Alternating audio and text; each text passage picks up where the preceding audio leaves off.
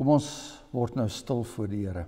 Soos die oë van die knegte op die hand van hulle Heer is, en soos die oë van die diensmaagd gerig is op die hand van haar meesteres, so is ons oë gerig op die Here onse God, totdat hy ons genadig is. Amen. Geliefdes, genade vir julle en vrede van hom wat is en wat was en wat kom, en van die 7 geeste wat voor die troon is, en van Jesus Christus die getroue getuie, die eerstgebore uit die dode en die owerste oor die konings van die aarde. Amen.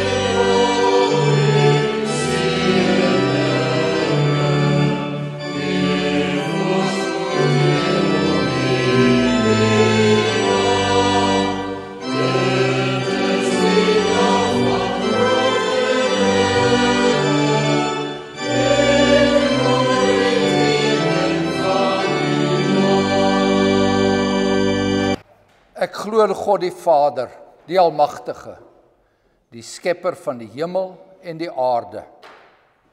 En ek glo in Jesus Christus, sy eniggebore Seun, ons Here, wat ontvang is van die Heilige Gees, gebore uit die maagd Maria, wat gelei het onder Pontius Pilatus, gekruisig is, gesterf het en begrawe is en neergedaal het na die hel, wat op die 3de dag weer opgestaan het uit die dood en opgevaar het na die hemel en sit aan die regterhand van God, die Almagtige Vader, waarvandaan hy sal kom om die lewendes en die dooies te oordeel. Ek glo in die Heilige Gees, ek glo aan 'n heilige algemene Christelike kerk, die gemeenskap van die heiliges, die vergewing van sondes, die opstanding van die liggaam en 'n ewige lewe. Amen.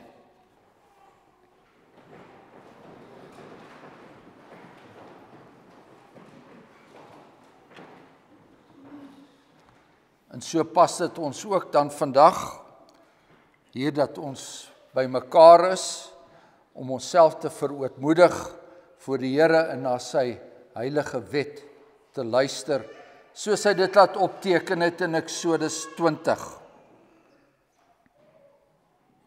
Toe het God al hierdie woorde gespreek en gesê, ek is die Here jou God, wat jou uit Egipte land, uit die slawehuis uitgelei het. En die eerste gebod is, jy mag geen ander gode voor my aangesig hê nie.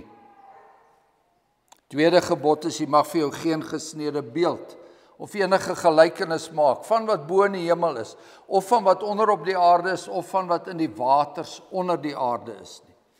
Jy mag jou voor hulle nie neerbuig en hulle nie dien nie, want ek, die Here jou God, is 'n jaloerse God, wat die misdaad van die vaders besoek aan die kinders, aan die 3de en aan die 4de geslag van die wat my haat, En ek bewys barmhartigheid aan duisende van die wat my liefhet en my gebooie onderhou.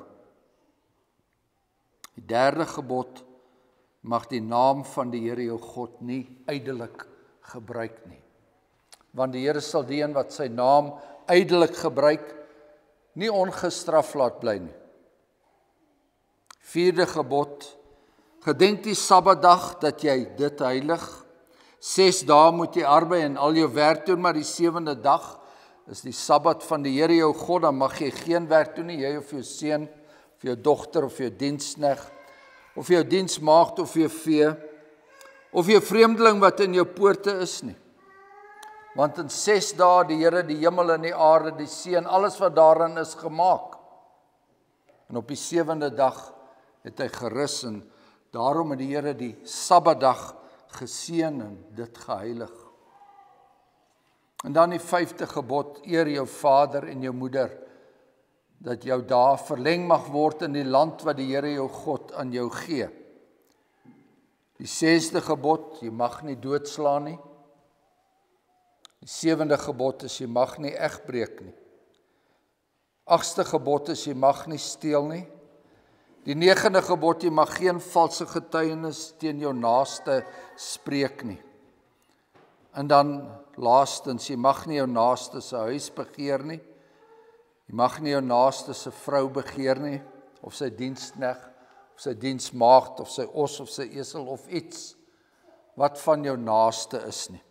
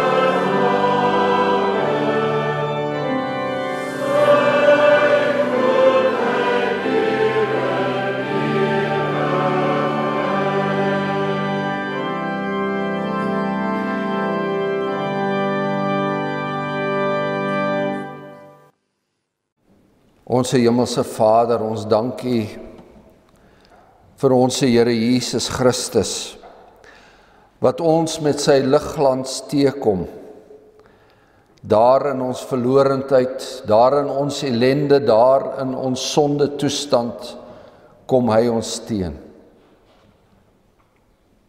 Ons het hom nie gesoek nie, maar hy het ons kom haal. Hy het kom soek om te red wat verlore is. En nou dat ons hom ken, Hemelse Vader, nou is hy ons verlange.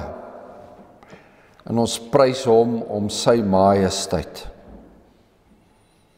Ons dank U vir hierdie geleentheid wat U dan geskep het, waar ons juis dit vanoggend kan doen. Ons dank U dat U ons uitverkies het, uitgered het uit hierdie wêreld om vandag hier by mekaar te kom. En dat daar nie by U 'n onderskeid was nie. Of ons skoene en ons klere verslete is en of dit splinternuut is. U ken elkeen se omstandighede. Maar U sien nie die persoon aan nie. U sien die hart aan. Die hart wat tot U sug en die hart wat tot ons Here Jesus Christus sug. Ons bid dat die Heilige Gees met ons sal wees met die oopmaak van die woord vanoggend. En dat ons ook daaruit ryklik vertroos sal word. Want ons is 'n volk wat maar gedurig weer troos nodig het. As dit nie die verlange is nie, is dit die verdrukking. En as dit nie die verdrukking is nie, is dit die hartseer oor ons eie sonde. En as dit nie die hartseer oor ons eie sonde is nie, dan is dit die kwale van die liggaam. Ons het troos nodig.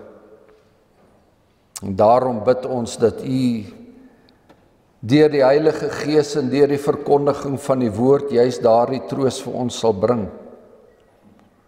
En dat elkeen van U kinders die wêreld oor wat hierdie woord vandag hoor, dat hulle vertroos sal wees. En dat daar by hulle vreugde sal wees, die vreugde wat daar net te vind is in die jubeljaar wat ons Here Jesus Christus verkondig het. Amen.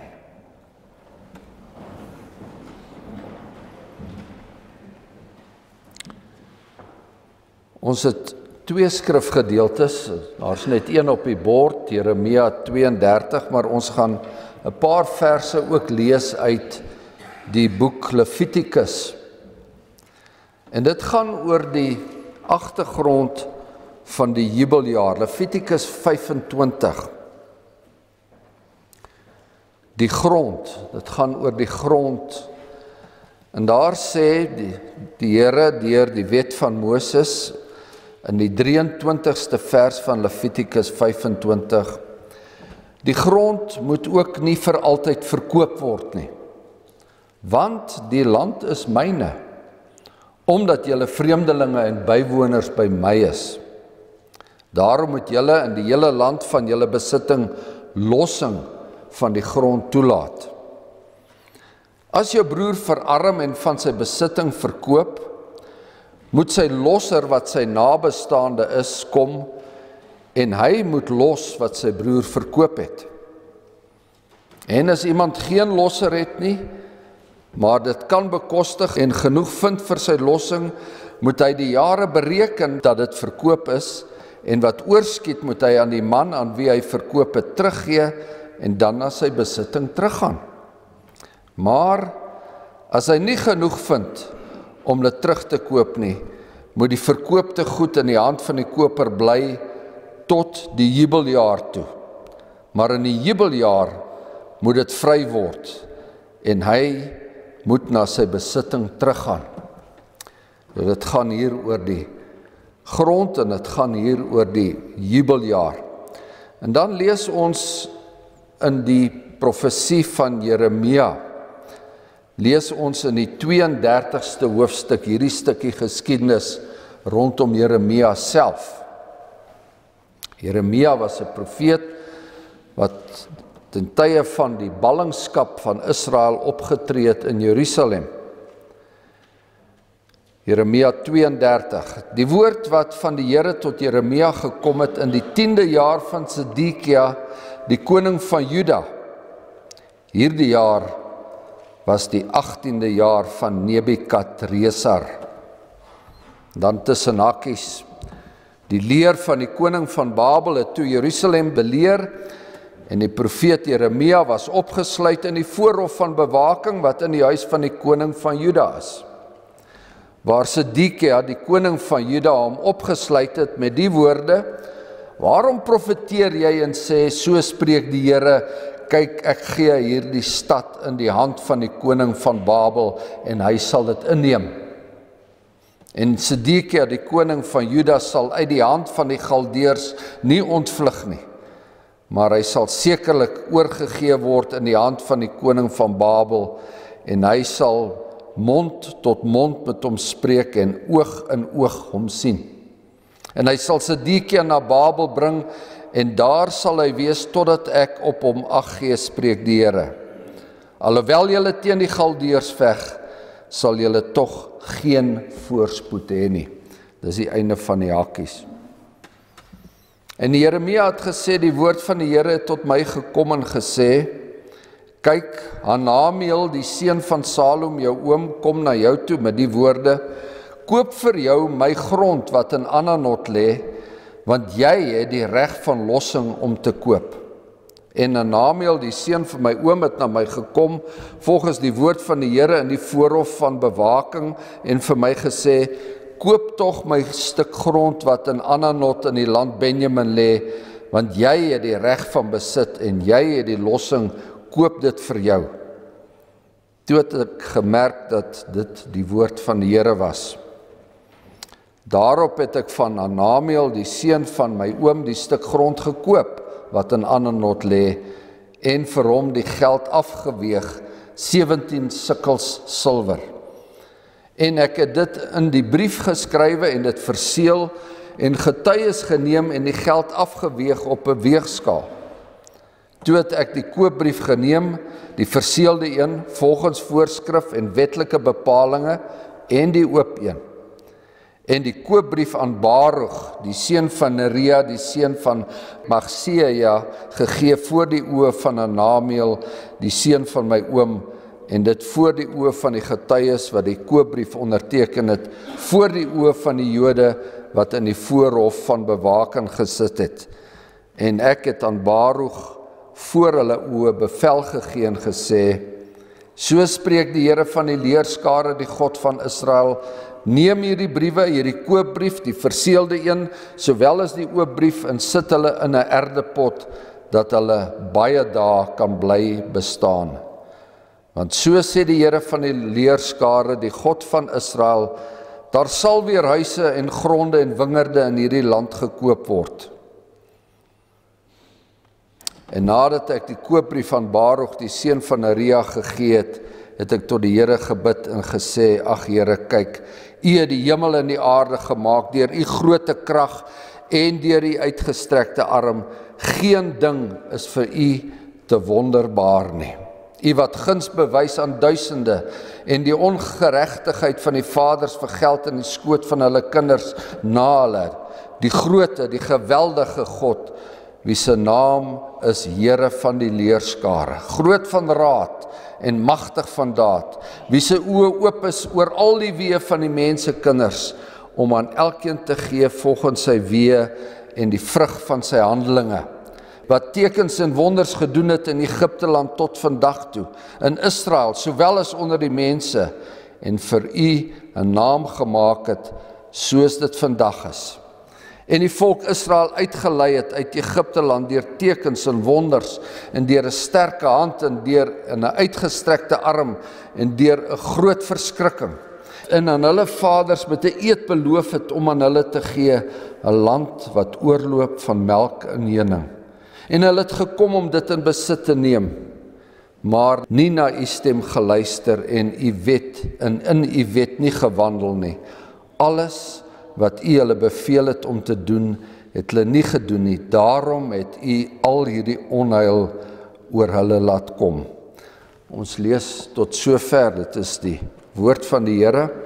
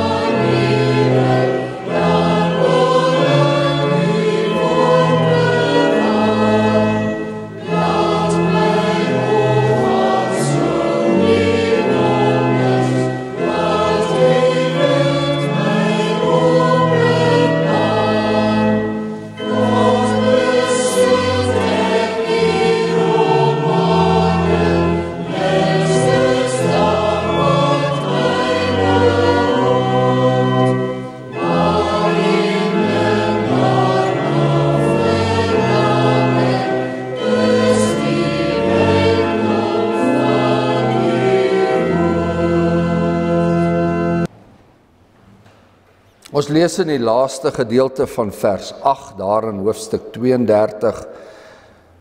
Jeremia sê, toe het ek gemerk dat dit die woord van die Here was, en daarop het ek van Hanameel, die seun van my oom, die stuk grond gekoop, wat in Ananot lê, en vir hom die geld afgeweeg, 17 sikkels silwer.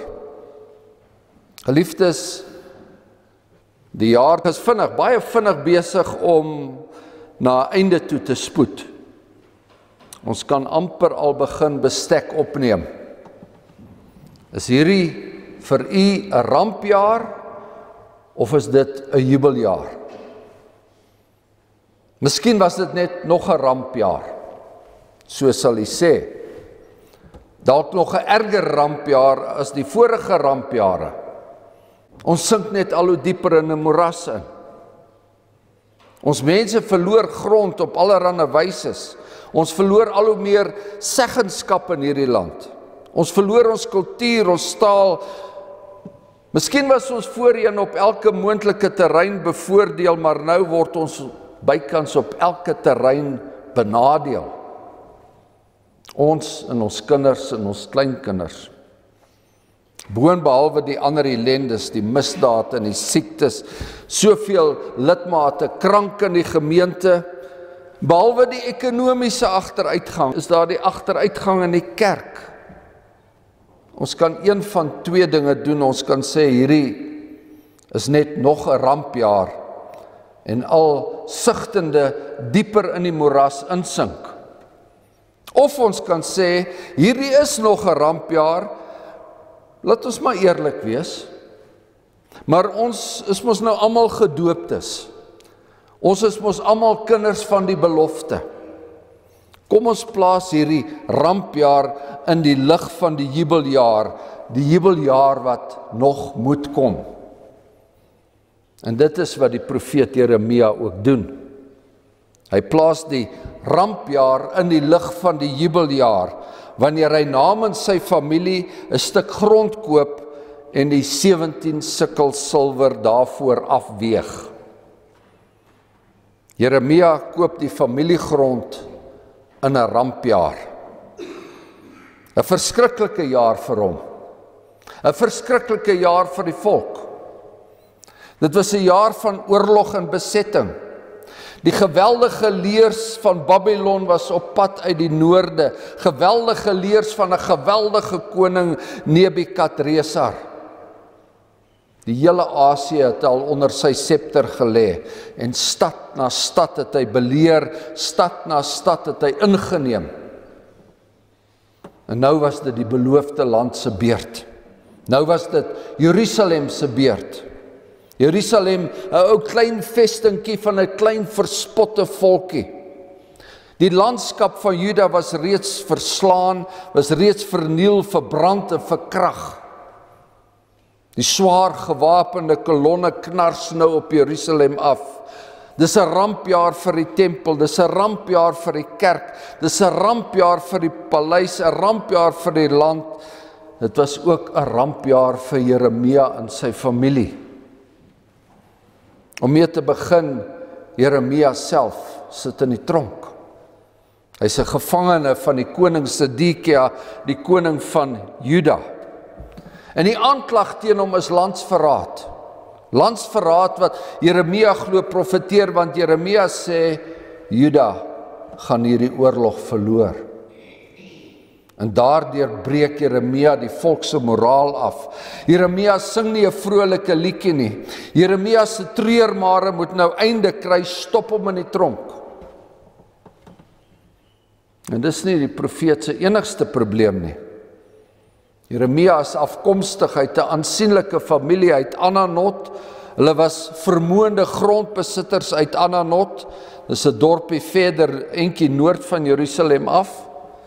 Noord van Jerusalem, maar dis juis die rigting waaruit Nebukadresar opgeruk het. Ananot lê in hulle pad. Daar waar die Babiloniërs marseer, word die huise afgebrand, word die kinders geroof, die mans doodgeslaan, die vroue onteer en die lande verwoes.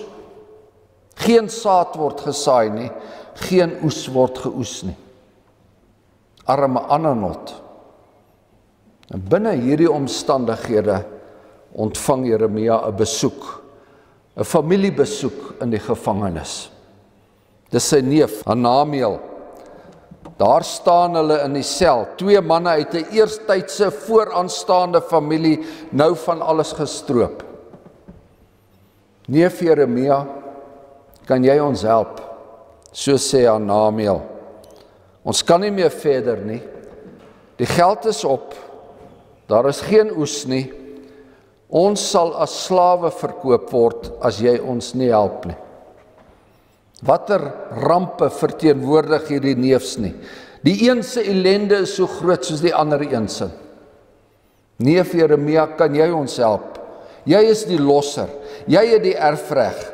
Jy het die reg van lossing om te koop. Die lossing beteken dat wanneer 'n familie in Israel verarm was, wanneer hulle geld op was en alles moes verkoop word, die grond ook, dan het die Here gesê, moenie die grond verkoop nie. Moenie die erfgrond verkoop nie. Laat daar iemand uit die familie, 'n losser na vore kom en laat hy vir die armde familie betaal, sodat die grond voorlopig in daardie familie besit bly, totdat die jubeljaar aanbreek. Totdat die jubeljaar aanbreek. Dit was God se jaar van besonderse genade. Want dis wanneer alle verpande grond na die oorspronklike eienaars teruggekeer het. Die jubeljaar was elke 7 maal 7de jaar. Dis elke 50ste jaar.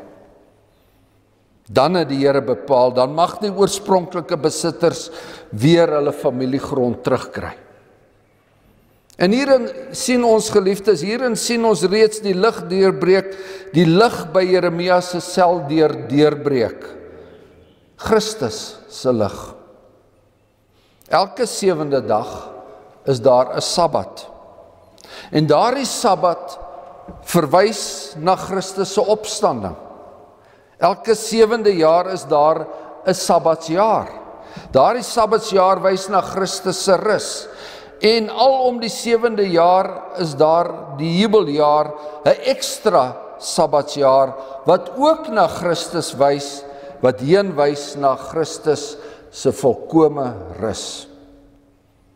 In die jubeljaar word die bassein geblaas vir die groot fees, die fees van herstel. Die armes kry dan hulle goedjies terug. Die wat hulle grond verloor het, kry dit terug. Die slawe word dan vrygelaat, die gevangenes word vrygelaat. En dis alles profeties, want eendag kom die groot jubeljaar, wanneer die Christus, die Messias kom. Wanneer die Christus, die Messias, die blindes weer sal laat sien, die dowes weer sal laat hoor en die lammes weer sal laat loop. En die dooies sal laat lewe en aan die armes sal gesê word, hier is die evangelie, hier is die goeie boodskap. Hier in die sel, hier in die gevangenis, word Jeremia se geloof getoets. Jy, profeet van God, jy wat so baie preek oor die jubeljaar, glo jy self in die jubeljaar? Glo jy self dat die Here eendag alles sal herstel? Jy het die erfreg, Jeremia, jy het die lossingsreg. Gaan jy dit uitoefen hier, onder hierdie omstandighede? Sal daar ooit weer 'n jubeljaar in hierdie land kom? Wat sê jy, Jeremia? Jy is 'n gevangene van die koning van Juda, en die koning van Juda op sy beurt sal eersdaags Nebukadreser se gevangene wees. Die land is verwoes, die grond is niks werd nie. Die profeet se geloof word getoets. Jy het die lossingsreg, Jeremia. Jy's 'n man van die woord. Nou moet jy die daad by die woord voeg. Toe het ek gemerk, sê hy, dat dit die woord van die Here was, en daarop het ek van Hanamiel, die seun van my oom, die stuk grond gekoop wat in Ananot lê, en vir hom die geld afgeweeg, 17 sikkels silwer. Jeremia plaas die armoede van die rampjaar in die lig van die jubeljaar. Nie net die armoede nie, maar ook die uitsigloosheid van die rampjaar. En 17 sikkels silwer was nogal 'n stewige bedragie. Wat was die vooruitsigte op so 'n belegging? Is dit nie uitsigloos om hierdie stuk waardelose grond vir so 'n bedrag te koop nie? Dalk kan ons redeneer, grond is 'n goeie belegging in oorlogstye, 'n goeie verskansing teen die rampe van die lewe, rampe wat kom en gaan. Maar as ons die lossingswette van die Bybel goed lees, dan sien ons dat die losser nooit die eintlike eienaar van die grond word nie. Die Here bly die eintlike eienaar. In Levitikus 25 het ons mos gelees, die Here sê, die land is myne. Die losser koop slegs die opbrengs van die grond. Die losser kry slegs die grond in bruikleen. Die jubeljaar kon immers moontlik wees, omdat die Here die eintlike eienaar van die grond bly. Die losser koop dus slegs die oeste tot die volgende jubeljaar. En hierdie jaar sal daar nie 'n oes wees nie. Die Babyloniërs vertrap alles, die land lê braak. Koning Sedekia dink miskien daar sal volgende jaar weer oeste wees, maar die profeet weet, hy weet daar sal ook geen oeste die volgende jare wees nie. Hy weet dat Nebukadreser Jerusalem gaan inneem en dat die volk in ballingskap gaan. En die volk gaan in ballingskap en Jeremia weet ook hoe lank. 70 jaar. Die ballingskap gaan 70 jaar lank duur. En hy wat die profeet is, al leef hy lank, sal nooit een enkeltjie korrel koring van daardie land oes nie. Hy sal nooit een enkele druiwekorrel uit daardie lande kry nie. Dis die uitsigloosheid van sy koop. Maar die Here sê in sy woord, as ek swak is, dan is ek sterk, en as ek arm is, dan is ek ryk. Ons let ons nie op die sigbare dinge nie, maar op die onsigbare. Ons weet dat die sigbare dinge tydelik is, en die onsigbare dinge is ewig. En ons weet dat ons ligte verdrukking maar vir 'n oomblik is, en dit bewerk vir ons 'n alles oortreffende ewige gewig van heerlikheid. Daar sal nie hierdie jare oes wees nie, volgende jaar ook nie vir die volgende 70 jaar nie. Dis die uitsigloosheid van hierdie rampjaar. Sal ons die profeet kwaadlik geneem het as hy nee dankie gesê het? Sal ons die profeet kwaadlik geneem het as hy gesê het nee dankie, want die oomblik wat ek hier uitkom, immigreer ek na Egipte of Nieu-Seeland? Sal ons die profeet kwaadlik geneem het as hy maar net sy neef 'n ou bedragie in die hand gestop het en gehoop het dat hy hom nie weer sal pla nie?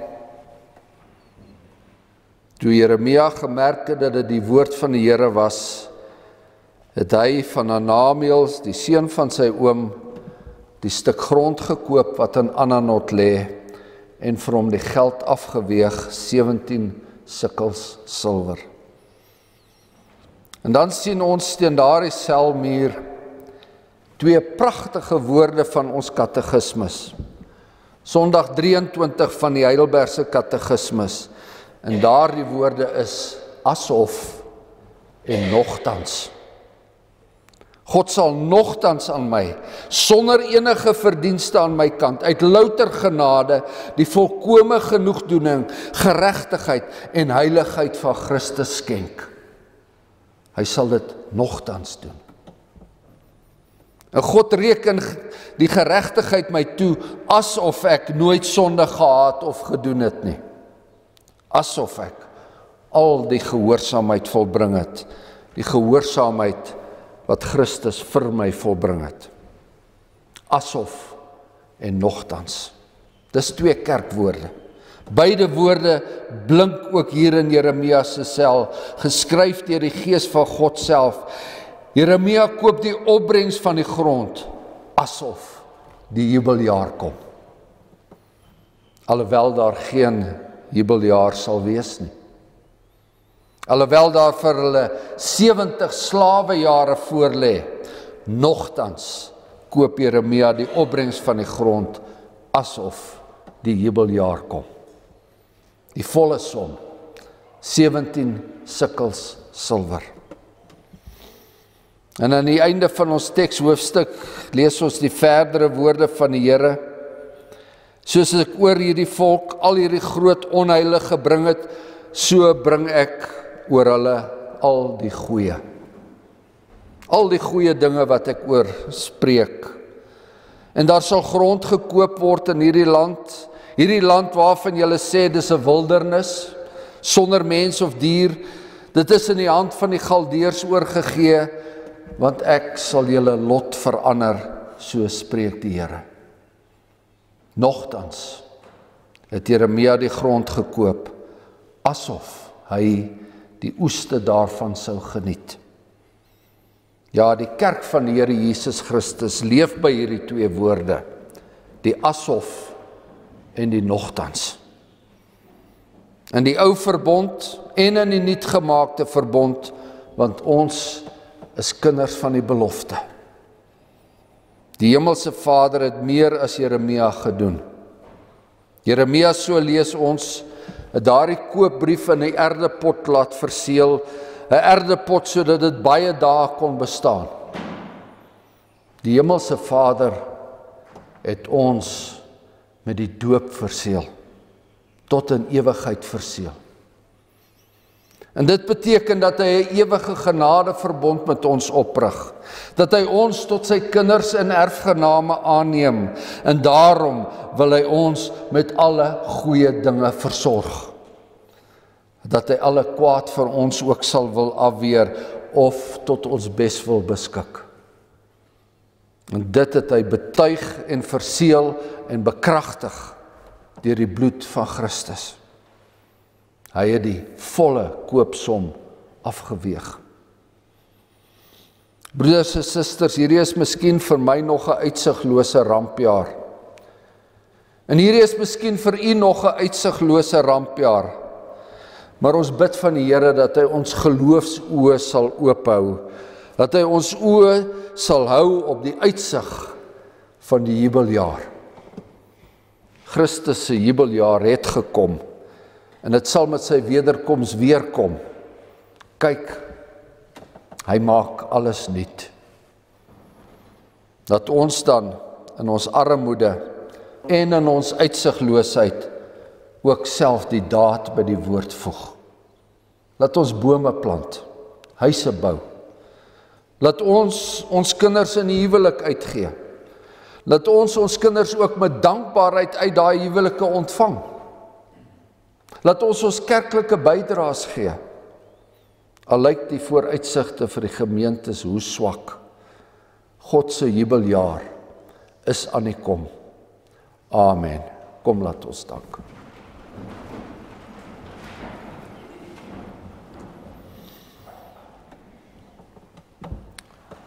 Onse hemelse Vader, Vader van ons Here Jesus Christus,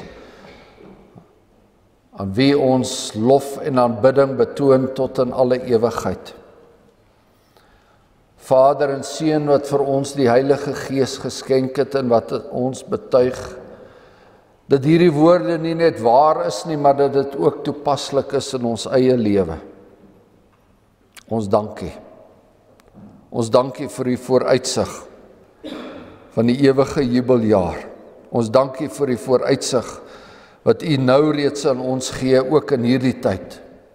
Gesondheid en lewe, die vermoë om u te kan dien en elke dag ons pligte kan doen, elke dag met vreugde en met 'n lofsang ons pligte kan doen. En dan bid ons Hemelse Vader vir gemeentelede, gemeentes wat moedeloos begin raak het, wat tou op wil gee. Bid dat u ook daar in u wonderlike liefde en genade weer moed sal gee, weer 'n uitsig sal gee, op die werklikheid van ons Here Jesus Christus en sy wederkoms. Amen.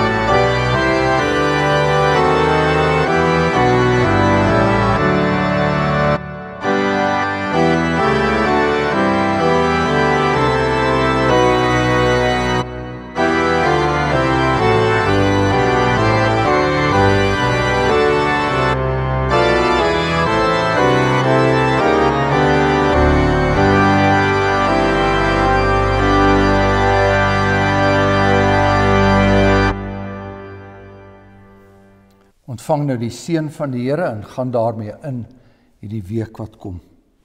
Die Here sal jou seën en jou behoed. Die Here sal sy aangesig oor jou laat skyn en jou genadig wees. Die Here sal sy aangesig oor jou verhef en aan jou vrede gee. Amen.